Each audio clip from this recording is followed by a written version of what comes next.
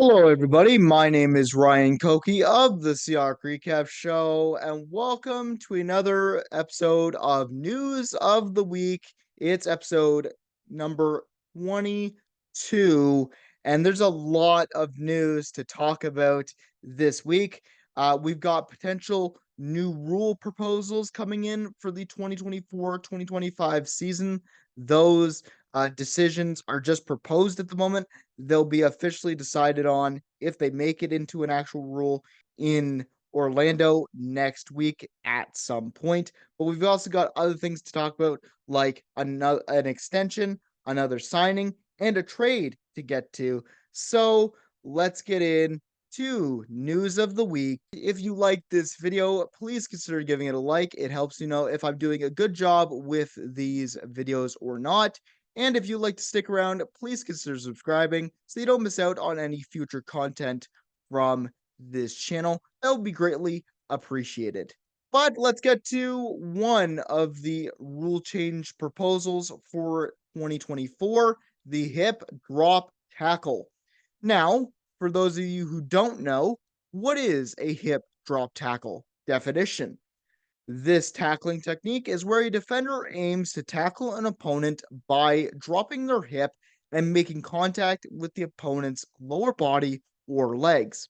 If this proposal goes through, players would no longer be able to execute this kind of tackle technique, as it would result in a 15-yard penalty and automatic first down. My thoughts on this potential rule change. With the recent proposed rule change in the NFL, player safety has been at the forefront of many decisions. While it's important to prioritize safety, we also need to consider the impact on defenders. If this rule change goes through, it could make it incredibly difficult for defenders to tackle bigger tight ends and running backs without risking penalties. Sometimes aiming for the legs is the only way to bring them down from a defender's standpoint. And what I mean by that is when you look at people in the NFL now, Derrick Henry, when you look at Nick Chubb, when you look at Christian McCaffrey, when you look at tight ends like George Kittle and Travis Kelce and Mark Andrews, for example, those guys are some very athletic athletes on the field. They're the best at their positions. So as a defender, you've got one of two options. You can either take them out with their legs or try to go and wrap them up and try to bring them down that way. But because these guys and because offensive players now around the NFL, when they're a pass catcher, they're so quick and so shifty and they can move at lightning speed quickness.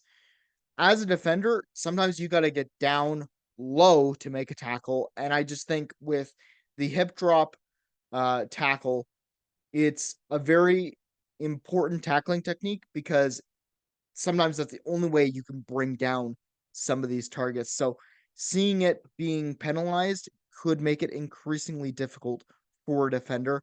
I know it's all for safety, and I know that Mark Andrews did get injured because of a hip drop tackle that went wrong because, the speed of the game and at which he was running. Mark Andrews got injured this year and got taken out for a couple of games.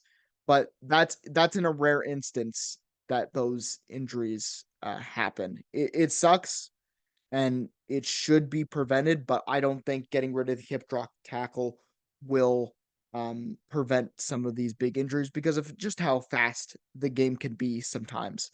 I also believe that enforcing this rule in real time could be a challenge for NFL officials, potentially resulting in unwarranted penalties for defenders just for trying to make a routine tackle. And the reason why I say it could be hard for NFL officials to know if this is a hip drop tackle or not, and if this should be a penalty, is because some NFL officials have already stated that this is a very subjective call. If this rule change goes through, we could have issues where we had it back, a couple years ago when the roughing the passer rule change was implemented, where you can't put your full weight on a quarterback. Sometimes when you're tackling somebody, you can't stop your momentum, and sometimes that creates issues where, oh, was this intentional? Was this rough in the passer? Was this a hip drop tackle done on purpose to injure a player or anything like that? I think this could be a very subjective call, and for defenders, you can't really tackle any other way. You can't tackle up high, because then the player would be defenseless and you need to prevent head injuries. I get that. Um, and it's very hard to wrap around the waist because if, again, a wide receiver or a tight end moves just a certain way, the defender could lose his grip and tackle at the legs, which then would result in a penalty being thrown against them. So I don't think that the hip drop tackle should be removed. I think if it results in an injury, you should be flagged for it because that's just you caused an injury, whether it's whether that is your intention or not. Doesn't matter. If you cause an injury, it should be flagged, but I don't think that the hip drop tackle should be eliminated from the NFL entirely. That is just my opinion. Feel free to debate me on my opinion in the comment section below. Another proposed rule change is revamping the kickoff. And I actually don't mind the system being implemented into the NFL just to see how it works out. The XFL has already used this type of system, and I've heard people actually really enjoy it. So I think this rule change could be great to get kick returns back into the game instead of having every kick returner take a fair catch like they did most of this season. When we were looking at some of the kickoff returns, usually people would wave their hand up in the air and it would go to the 25. Well, here is a tweet from Jonathan Jones trying to explain what the new official kickoff change would be. Teams could have a minimum of two returners. Kicking team cannot move until the ball hits in a landing zone or is fielded there. No more fair catches. So here's the landing zone. Here's your two kick returners, and here's the kickoff. And they can't move until it lands here.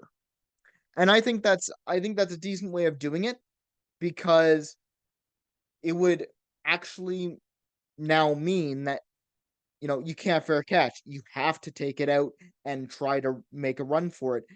And I think that would just be bringing more excitement to the game. I don't really like the fair catch kind of thing. I think it's kind of dumb. I would like to see some special teamers who are good punt returners and good kick returners actually get a shot at returning the ball. One thing I don't like about this rule change, though, if this comes into effect, is the onside kick rule because they're revamping the kickoffs, yes, but they're also revamping the onside kick rule. You would, in this rule change, would have to report to the other team that you're doing an onside kick. I don't agree with that. I think onside kicks are a trick play for a reason. So if they do implement this rule, I hope that onside kicks just don't have to be reported to the other team so that the other team knows, oh, we're getting ready for an onside kick. Because I just think that's dumb. Let's get to wide receiver Jerry Jeudy getting extended by the Browns and his contract details. $58 million for 3 years, $41 million guaranteed. He is at the age of 24. On the surface, I don't understand this extension. Not just because I think that Jerry Jeudy is a bad wide receiver and couldn't be very useful for the Browns. I just think that because he has not played a single snap for them before getting extended, this feels exactly like a Russell Wilson situation all over again in Denver. And if you've watched episode number 20 on preparing for free agency, I said the exact thing about Russell Wilson, saying, for his contract extension, he was given it before he even played a snap. And this seems like the exact same kind of situation, except it's with Jerry Jeudy this time. I know his contract was going to need to be renewed at the end of the season, but I would have waited until he played at least a few games. Then you could have decided if he is worth an extension or not. Because being paid $40 million guaranteed in money before you even play a snap could be detrimental to the Browns. Because you look at what Jerry Jeudy has done in his career so far, he's been okay. Like he's been half decent. I just think that taking this big of a chance, he might not even work out in the Kevin Stefanski system, but you've already signed him to an extension, so you're kind of handcuffing yourself at that point. I hope it all works out for the Browns and Jerry Jeudy in the end, though, and this deal and this extension won't blow up in their faces. Mike Williams signing with the New York Jets. His contract details. $50 million for 1 year, age is 29. And I really like the signing from the Jets because you get a capable wide receiver that is on a prove it deal who can be a reliable wide receiver too for Aaron Rodgers this season. People will point out that Mike Williams only played 3 games this season due to injury, and he hasn't had a full season of NFL football during his career. But that's why I think signing him to a 1 year deal is a perfect fit because if he gets injured again, the Jets can just cut their losses, no harm, no foul. If he works out, they can try and re sign him. I hope that Mike Williams can get back to his 2021 form because I think he's still a pretty good wide receiver. And I want to see him succeed on the Jets because I think him and Garrett Wilson will go off this season if this whole entire Jets team stays healthy. But let's talk about the final thing on my list for this episode, and it is the Chiefs corner L'Jarius Sneed getting traded to the Tennessee Titans. Trade details, according to reports from Adam Schefter, the Titans receive corner L'Jarius Sneed, age 27, and the Chiefs receive a 2025 third round pick. I really like this trade for the Tennessee Titans. They get a really good lockdown corner in L'Jarius Sneed, who helped the Chiefs achieve their 2 Super Bowls. This trade, I believe, will really help with the Titans rebuild, considering you're getting a cornerstone for your team in the secondary. And according to Tom Pellizzaro, the information on a contract extension for L'Jarius Sneed has not been identified yet, but he looks to be getting an extension from Tennessee already. For the Chiefs, even though I think Tennessee won this trade, you can't pay everyone on your team, and sometimes you have to make sacrifices. Sadly, since the Chiefs could not reach a contract extension with Sneed, at least they were able to get a pick out of him instead of letting him walk in free agency next year. And that's the big thing. People on social media were up in arms that, the Chiefs couldn't bring back L'Jarius Sneed and you only got a third round pick for him and it's not even for this year. The Chiefs got fleeced. Well, L'Jarius Sneed obviously wanted a lot more money than the Chiefs could have given him, or else I think the Chiefs would have signed it. And you know what? That's just how business works. You can't pay everyone. Chris Jones got paid $95 million this season. You can't have everybody. You got to decide who you bring back and who you can't within your cap space. And sadly, L'Jarius Sneed was the odd man out. And for the Titans, again, they're getting a really good lockdown corner who's played exceptionally throughout his first years here in the NFL. And I'm looking at the passes defended.